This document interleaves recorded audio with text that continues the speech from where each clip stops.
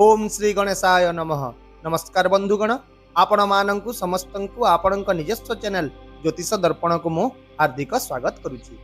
आसंतु जानिबा कोन कहूछि आज आपणक राशि आपणक दिन।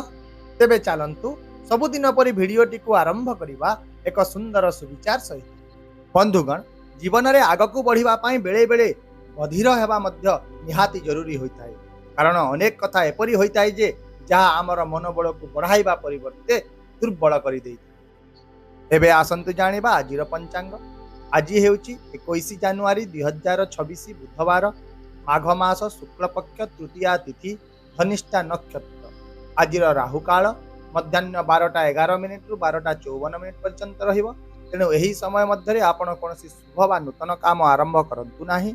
सेहीपरि आजिर अमृत मुहूर्त अर्थात दिनर सबुठारु शुभ समय दिवा 10:46 रु मध्याह्न 12:10 पर्यंत रहिबो, जहाँकि समस्त काम पाई एक भल एवं शुभ समय हेबो।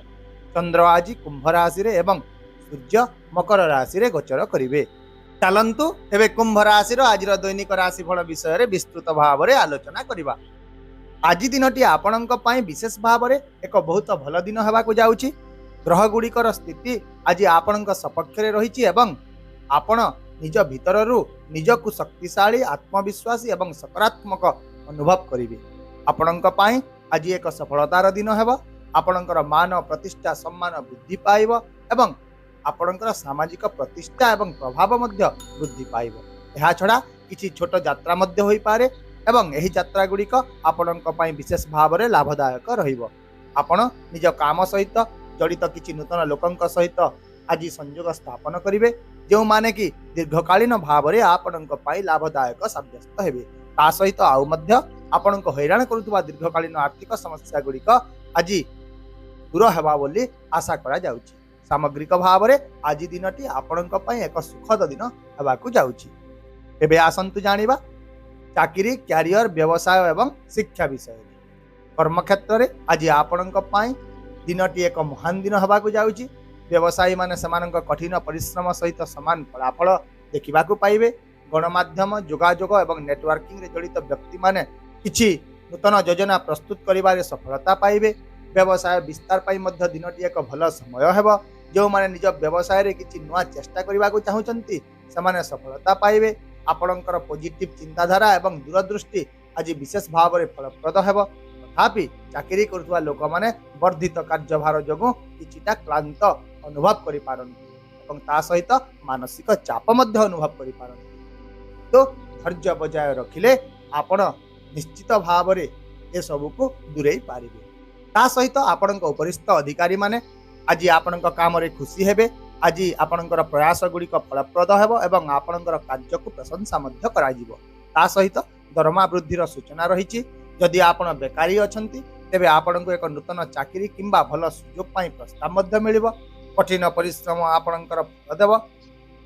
आपणकर कठिन परिश्रम निश्चित भाव रे फल देव। छात्र छात्री मानकर मनोबल आज दृढ़ रहिबो। अध्ययन रे आग्रह वृद्धि पाइबो एवं विदेश यात्रा करबा को योजना करबा विद्यार्थी माने मध्य आज किछि भल खबर निश्चित भाव रे पाइबे। एबे आसंतु आपणकर आर्थिक स्थिति विषय रे आलोचना करिबा। तेबे आज धन वृद्धिर बहुत संभावना रहिछि। आयर किछि नूतन उत्स खुली पारे। पैतृक संपत्ति संबंधी एक दीर्घकालीन विवाद आज आपणक सपक्ष रे समाधान मध्य हेबो। आज एक नूतन जान किंबा घर किनिबार आपणकर स्वप्न मध्य साकार होई पारे। आपणकर आर्थिक स्थिति स्थिर रहिबो। तथापि इमोशनल भाव रे कोनसी बड़ आर्थिक निष्पत्ति नियंतु नाही।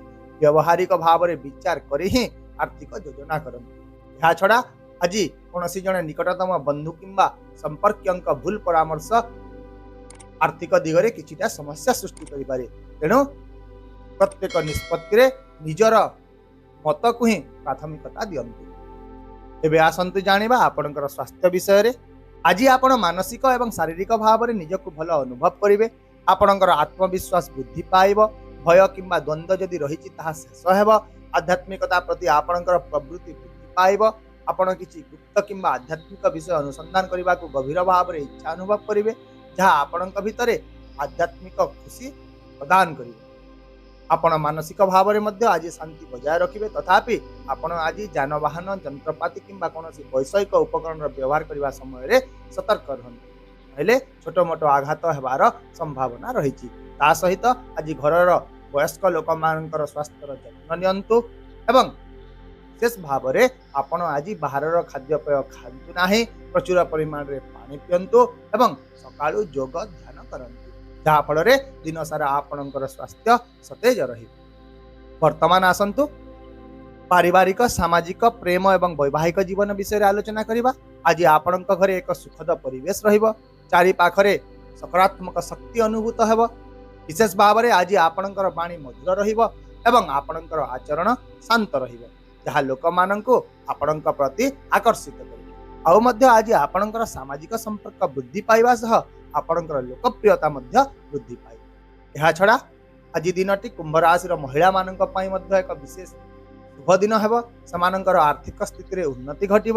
ଯଦି ସେମାନେ କୌଣସି ଏକ ନୂତନ ବ୍ୟବସାୟ କିମ୍ବା ଶିଳ୍ପ ମଧ୍ୟ ଆରମ୍ଭ କରିବାକୁ ଚାହୁଁଛନ୍ତି, ତେବେ ସେଥିପାଇଁ ଆଜି ଏକ ଅନୁକୂଳ ଦିନ ହେବ।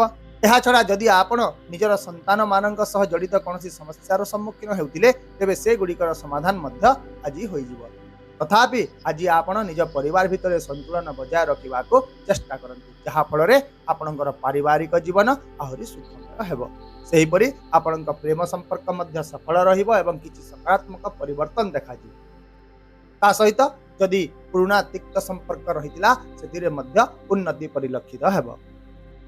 ଏହାଛଡ଼ା ଯଦି ଆପଣ ବିବାହିତ ଅଟନ୍ତି, ତେବେ ଆପଣଙ୍କର ଦାମ୍ପତ୍ୟ ଜୀବନରେ ଆପଣ ଦୁଇ ସ୍ୱାମୀ ସ୍ତ୍ରୀଙ୍କ ମଧ୍ୟରେ ସମ୍ପର୍କ ମଜବୁତ ରହିବ ଏବଂ ଆପଣଙ୍କର ଜୀବନସାଥୀ ଆପଣଙ୍କୁ ପ୍ରତ୍ୟେକ କ୍ଷେତ୍ରରେ ସମର୍ଥନ ମଧ୍ୟ କରିବେ, ଯାହାଫଳରେ ଦିନଟି ବହୁତ ସୁନ୍ଦର ଭାବରେ କଟିବ। ଏବେ ଆସନ୍ତୁ ଆଜିର କିଛି ସତର୍କତା ବିଷୟରେ ଆଲୋଚନା କରିବା। ତେବେ ଆଜି ଆପଣ ନିଜର ନିଷ୍ପତ୍ତି ଗୁଡ଼ିକୁ ବାରମ୍ବାର ବଦଳାନ୍ତୁ ନାହିଁ। ଅପରିଚିତ ଲୋକଙ୍କ ଉପରେ ବିଶ୍ୱାସ କରନ୍ତୁ ନାହିଁ।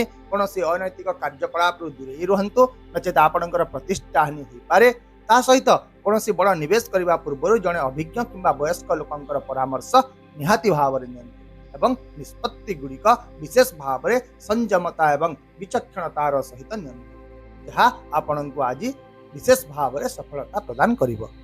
ତାହେଲେ ଆପଣଙ୍କ ପାଇଁ ଆଜିର ବିଶେଷ ପ୍ରତିକାର ହେଉଛି, ଆଜି ଆପଣ ଭକ୍ତିର ସହିତ ଭଗବାନ ଗଣେଶଙ୍କୁ ପୂଜା କରନ୍ତୁ।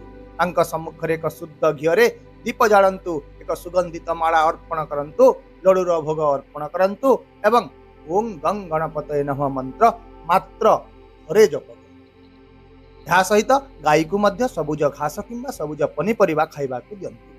ଏହି ପ୍ରତିକାର ଆଜି ଆପଣଙ୍କର ସ୍ଥଗିତ କାର୍ଯ୍ୟଗୁଡ଼ିକୁ ସହଜରେ ସମାପ୍ତ କରିବାରେ, ଆପଣଙ୍କର ଆତ୍ମବିଶ୍ୱାସ ବୃଦ୍ଧି କରିବାରେ ଏବଂ ହଠାତ୍ ଆର୍ଥିକ ଲାଭ ପାଇବାରେ ବିଶେଷ ଭାବରେ ସାହାଯ୍ୟ କରିବ। ଆଶା କରୁଛି ଭିଡ଼ିଓଟିକୁ ଆପଣ ସକାରାତ୍ମକ ଚିନ୍ତାଧାରା ସହିତ ଗ୍ରହଣ କରିବେ ଏବଂ ଆପଣଙ୍କର ଦିନକୁ ଆହୁରି ସୁନ୍ଦର କରିବେ।